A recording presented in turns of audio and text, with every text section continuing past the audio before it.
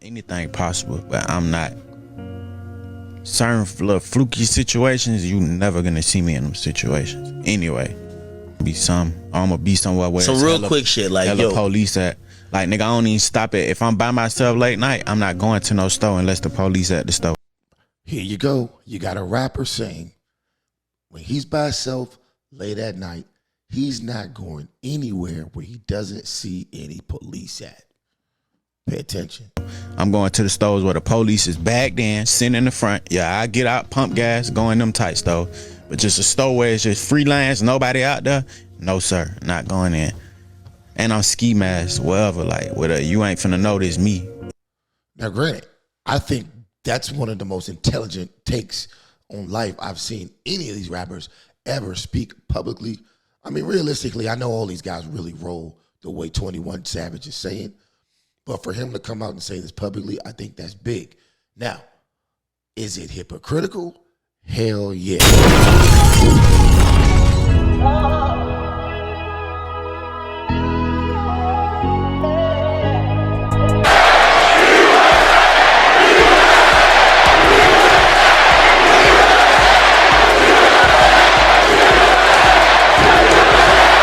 All right, ladies and gentlemen, welcome to another episode of Tripping Ain't Easy. I am your host, Trip Simpson, in the building, ready to get this grill going today. But first, we gotta take care of business.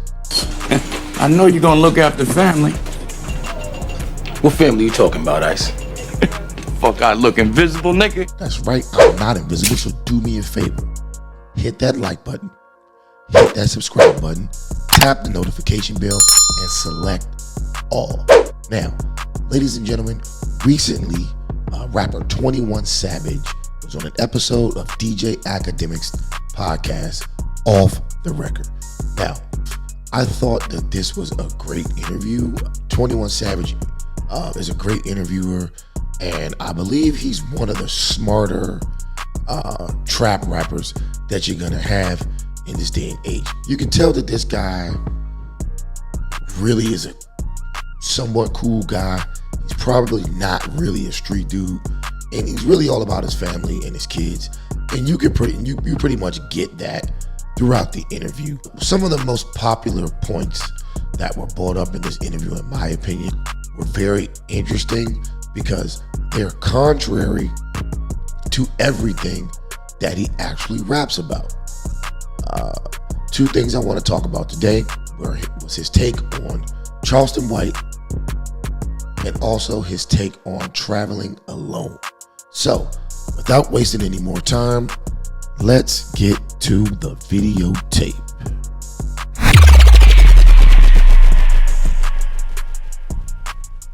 Anything possible, but I'm not.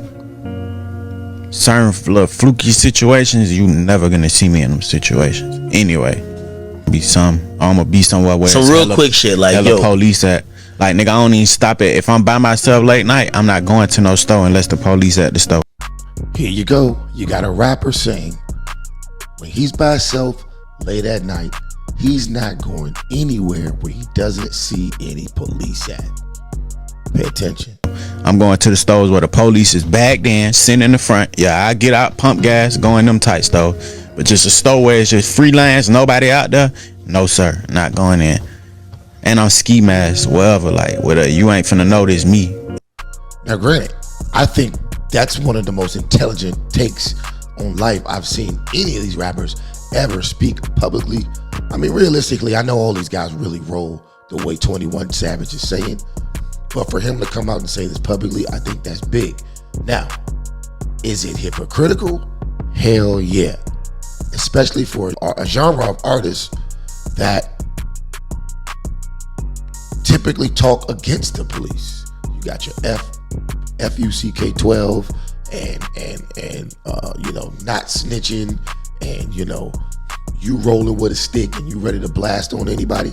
So for him to actually admit he doesn't really roll like that in real life is major, and I think a lot of these kids need to pay attention to that, because in real life these guys have families, these guys have kids, and these guys have lives that they need to protect. And it's funny to me because the very organization that they speak so often against is one of the very organizations that they rely on. And by that and the organization that I'm referring to is the police. So let's listen to this one more time. Let's let this sink in.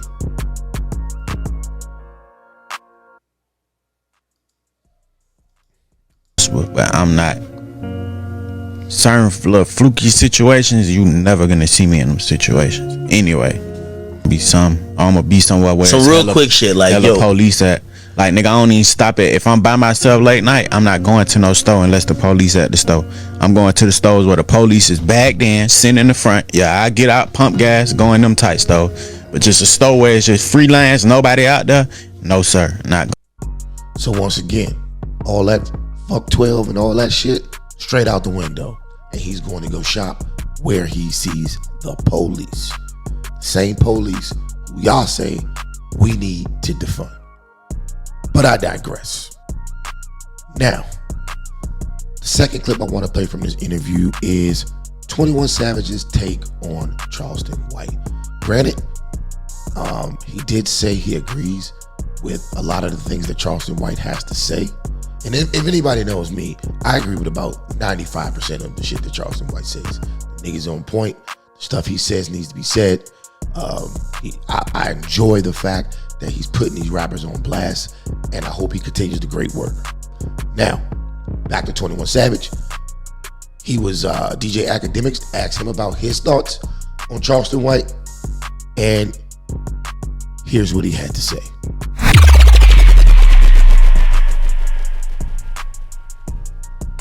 Overall, like, his point, I don't disagree with it. You get what I'm saying? Like, I agree, like, certain shit shouldn't happen. But I feel like he talk about niggas as if they evil people doing evil shit versus they hurt people hurting people. Now, here's where I disagree with him. He's trying to turn rappers into victims when in actuality they're not victims. They're getting paid millions and millions and millions of dollars by companies who are operated by people who are outside of our community to speak complete and utter destruction. This man is not a gangbanger. This man is not a drug dealer. But yet, he raps about it. He's being paid to rap about being a drug dealer and a gangbanger and shooting people. And he's trying to turn himself and his peers into victims when they know fully well of what they're doing. Like he just said in the last clip, when he goes to the gas station and when he goes to the grocery store, he goes and pulls up where the police are. But that's not the type of shit he says in his rap songs. That's not the type of shit that these young guys who listen to this shit, this is not how they operate because of his music. So don't fall for the okie doke here. And I don't even know if he's doing that on purpose, but that's what he's doing. You get what I'm saying? So it's kind of like, we won't look at a child from the suburbs of a different skin color who had a mama and daddy in the house. You know, they live in a suburban home, got a college fund. We won't look at him the same as we'll look at a child from the Middle East with an AK. You get what I'm saying? Because it's like two different things. So it's like you kind of speaking on some shit, like as far as like, yeah, gangs ain't perfect, but you gotta understand why gangs are there. Gangs are far from perfect. Gangs are literally ruining community. Gangs are literally worse than I don't even know if the Ku Klux Klan even still exists, but if it does, the gangs are worse. Because by far they kill way more niggas. The gangs are worse than the Ku Klux Klan. The gangs are worse than the crooked police. The gangs are worse, in my opinion, worse than white supremacy because of the bodies that they claim every year, because of the senseless killing. Let's continue. Type shit, you get what I'm saying? It's like, nigga, we traumatized as a people, we hurt as a people. So niggas naturally grow up with their guard up. That's just natural. You know what I'm saying? And guard up turn into gun up. You know what I'm saying? It ain't like niggas just want to be evil type shit. It's not true. If you look at where, and I did a show on this already, If you look at what hip hop, gangster rap, trap music, now drill music has evolved into, it's definitely people purposely trying to do evil things. These niggas get on Instagram live and record themselves in front of a live audience doing and saying evil things. These people make songs mimicking and ridiculing the people who they allegedly killed. They're intentionally trying to be evil. So I'm not gonna let 21 Savage off the hook here. Even though I like the guy, and I like the fact that he is speaking some type of sense, I'm not gonna let him get away with that. But I agree with him when he say like, nigga, why are we killing each other for real though? You know what I'm saying? Like, what's the purpose of it? Why do niggas gangbang? Why do niggas do certain shit? But it's like, yo, we gotta take accountability 1000%. But so then take the accountability. Stop trying to shift the conversation to a 12-year-old with an AK in the Middle East. It's not the same. It ain't even close. The Middle East is the real deal. Them motherfuckers, they are really going through shit. They're going through real revolution. They're going through real war. Us over here, we're fighting each other over crumbs, missing the bigger picture. While everyone else is coming over here, getting money, opening businesses, exploiting different communities, we're exploiting ourselves. We're killing ourselves over crumbs when we live in one of the richest countries on the planet, when there's opportunity everywhere. You can't blame a nigga. Like, as far as he talk about the rappers, like, you can't blame a nigga for speaking that story. I hate to keep stopping. He's saying you can't blame a nigga for speaking their story, but it ain't even most of these niggas' story. Cause niggas take rap as if it's like, nigga, whatever you rapping about, you glorifying it. That ain't really the case. Cause a nigga telling you like, nigga, I done lost niggas, so I'm not glorifying death. If I talk about niggas who get killed and I'm talking about crying about niggas, it's like I'm giving you both sides of the coin. You get what I'm saying? So it's like, what do you want these young niggas to rap about? You want them to rap about going to college? Nigga, they ain't been to college. Why not rap about going to college? Why not go to college? They're rapping about, a lot of them are rapping about gangbanging and selling drugs, and some of them ain't even never done it. But you accept that. So why can't they lie about going to college? You want them to rap about stocks or black power? Nigga, when they walk up and walk out their door, they don't see black power, nigga. They don't see togetherness. That ain't what we see on the day to day. You get what I'm saying? So you can't expect a nigga to preach that type of shit if that's not what they see. Back in the days, if you just think about it, when the last time we had a Martin Luther King or a Malcolm X? Right? And before rappers, them was the most popular niggas from our communities.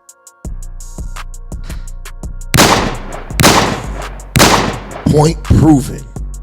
Rappers have ruined the community. I hate to say it, but it's the truth. Before rappers, you had niggas like Martin Luther King, Malcolm X, even the Black Panthers, whatever have you.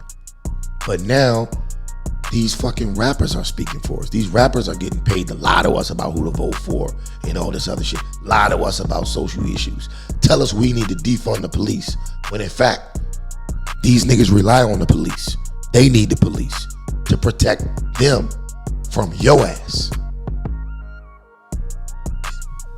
From our race, like representing us as people. When the last time you seen one of them? Cause that ain't the energy that we see. You know what I'm saying? Like, so it's like, I get what he's saying is wrong, but it's like, damn, you gotta kind of try and understand it. I'm not saying it's right, but I'm saying it's understandable. It's like, you see, this is hood rat logic at its best. It's something is either right or it's wrong. At the state of our community, we don't have time for nuance. Something is either right for the community or wrong for the community. We need to cut the dead weight. That's why I like Charleston White. Rap culture is dead weight. And don't get me wrong, I grew up on it. I used to listen to all that shit. I still do sometimes listen to it. I don't listen to none of that new shit. It's too off the wall. But it's dead weight. It's dead weight, and we need to cut it because it's holding us back. There's nothing positive coming out of any of that music today, with the exception of J. Cole and Kendrick Lamar and some Drake. The rest of this shit's garbage. What do you want a nigga to do? Yeah, people get at him. This the thing I don't like. Niggas love blaming rappers, bro. That's like the number one thing for people. When anything is wrong in the black community, in the hood, the number one fucking person they go after is the rapper. But why? Because the rappers are the one flashing all the money, flashing all the jewelry. Their songs get played over and over and over again, hypnotized into our mind. Whereas though the average black person is walking around, I'm telling you, I wish I could do a study on this, but goddamn it, I got a hunch. I feel like 70% of millennial adults and below, it's Gen Z, millennial, or whatever's after that. Most of these black adults walk around with the rapper mindset, and they don't even realize it. A lot of people I grew up with still walk around with a rapper's mindset. 40-year-old niggas talking about not snitching and crazy shit like that. Like they in the mob or something. This shit cracks me up, man. I'm an adult, man.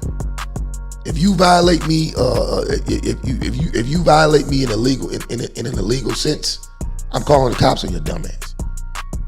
Now I got a CCW if I got my shit on me. It might be even worse thing. You might be lucky if I call the cops on you. But goddamn it, you violate me, nigga, you're going to jail. I don't have time to be fighting niggas in the street and doing shootouts and having beef with niggas. Nah, nigga. No, I'm calling the authorities. Period. I don't have time for nigga shit. Every time. But sometimes the rapper makes himself the victim, though. Shout out to DJ Academics.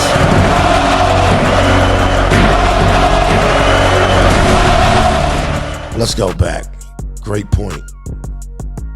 Himself the victim, though. The rapper. Every time. But sometimes the rapper makes himself the victim, though. Like in the grand, like he was making a point, and I don't want to mention the individuals he was making up. Real quick, shout out to DJ Academics.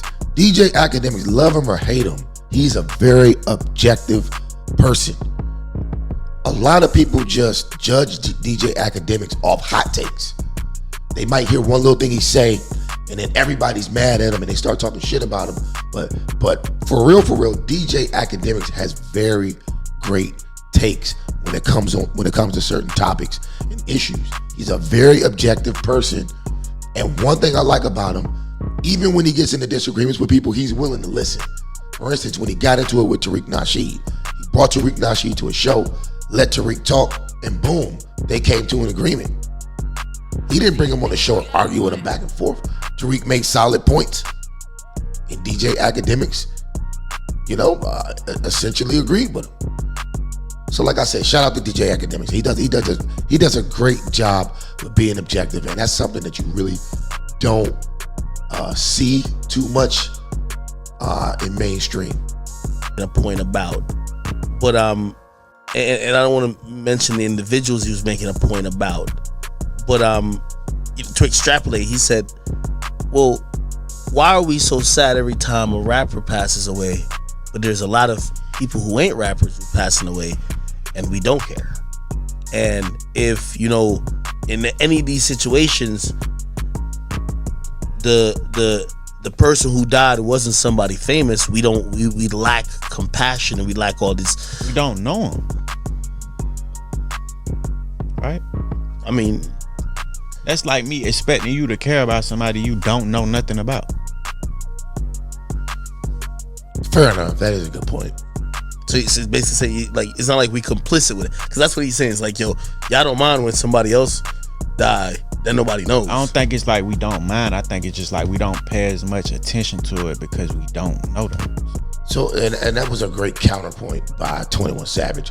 But I think DJ Academics kind of dropped the ball there, because what Charleston White was saying, what DJ Academics is referring to, is when Charleston White was basically saying, we feel sorry for King Von. I think that's who he's talking about, King Von getting murdered. But we don't feel sorry for all the people that King Von murdered to get to the point where someone murdered him. You got all of these other people who are out here mourning by the hands of by what King Von has done to them. But then when King Von gets hit, it's like, you know, rest in peace, King Von. But what about everybody else? And he was making the same point about saying free some of these guys that are going to jail. The guy that you want free from jail killed somebody's loved one. So while we're all hyped up wanting this rapper or this gangbanger, this popular gangbanger or popular rapper, while we want him free, we're not even taking into consideration the families that this particular person has affected by their actions to get them thrown in jail in the first place. So you get what I'm saying? But I do feel like it is like a lack of compassion with certain situations. I think I know what you're talking about. Like, yeah, I get that, but it's like, you can't expect me to feel the same type of way about another person when all I know of them for is their passing. True. You know what I'm saying? Like, if they didn't pass away, we wouldn't know nothing about them. The other person, we know other shit about them before their passing. That's what makes us care when they pass. Okay, so we've seen 21 Savage's take on Charleston White. Like I said, great interview. Go check it out on DJ Academics channel. There's a lot more to it. Like I said, I think I think 21 Savage interview's great. I think he is a pretty logical person. I think he's a pretty smart guy. I just think that there's a level of hypocrisy to his message, because you can't sit up here and try to make it seem like the rappers are the victims and that you know, they're just telling a story and all this crap, when the lyrics are so arrogant and so violent at the same time. You can't help but to feel like a lot of this shit that's going on is their fault. And we can even go back to when he was talking about like at night, like he don't go to certain stores or gas stations unless the police are there. Okay, that's all well and good. But are you willing to denounce any of your lyrics now that you come out with this revelation? Because your lyrics still have people believing that you're this badass cowboy with a gun on your hip that isn't scared of anyone and who walks around ready to shoot the first thing that comes your way. Don't believe me? Let's get into some of his lyrics.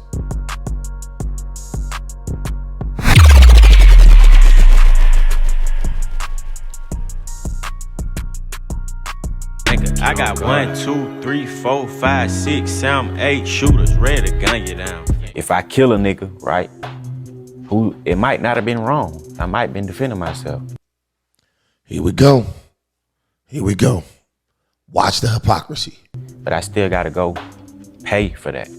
Hang around a lot of gang banging ass niggas. Crip blood, blue or red, but you bang nigga. You might got a pistol, but the stick is way bigger. Call it KKK, cause my chopper hate nigga. Stop right there. But is this the same nigga? Going in, I'm anything possible, but I'm not. Certain little fluky situations, you never gonna see me in them situations. Anyway, I'm gonna be somewhere where some real quick shit like, yo, police at. Like, nigga, I don't even stop it. If I'm by myself late night, I'm not going to no store unless the police at the store. I'm going to the stores where the police is bagged in, sitting in the front. Yeah, I get out, pump gas, go in them tight stores. But just a store where it's just free lanes, nobody out there, no sir. But the stick is way bigger. Call it yeah, but you bang, nigga. You might got a pistol, but the stick is way bigger. Call it KKK, cause my chopper hey.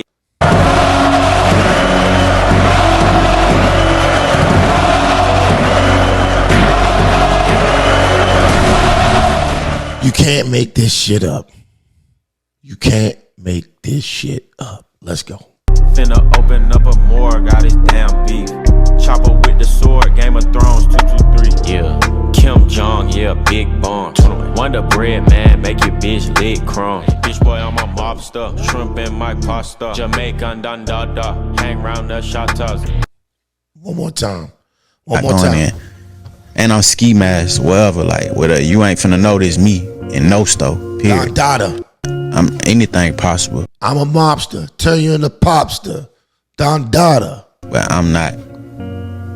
Certain little fluky situations, you never gonna see me in them Blood clot situations. Anyway, I'ma be somewhere where some real quick shit like yo. Police at. Like, nigga, I don't even stop it. If I'm by myself late night, I'm not going to no store unless blood clot.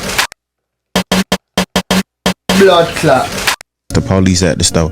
I'm going to the stores where the police is bagged in, sitting in the front. Yeah, I get out, pump gas, go in them tight stores. Take the weed and leave the money though. Take the wall and left the wall. Blood clot. But just a store where it's just free lanes, nobody out there, no sir. Nah.